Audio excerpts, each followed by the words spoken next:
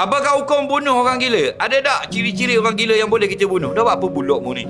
Nak bunuh orang gila. Nah.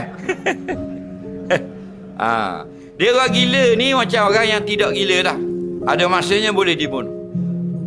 Mana dalam peperangan?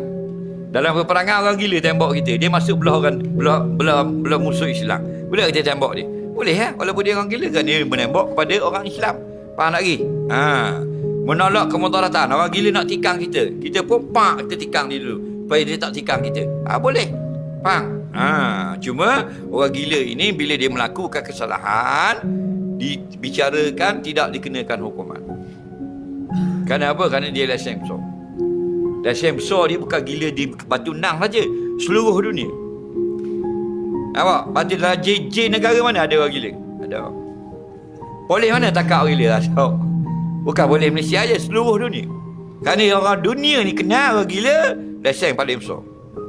Faham? Dia besar dia raja. Dia orang gila. Macam binatang lah. Binatang yang dihormati syarak. Antaranya binatang yang hayawan muhtaram, kucing. Tapi kalau kucing dia memudaratkan, boleh kita bunuh. Contoh, dia membawa wabak, boleh bunuh.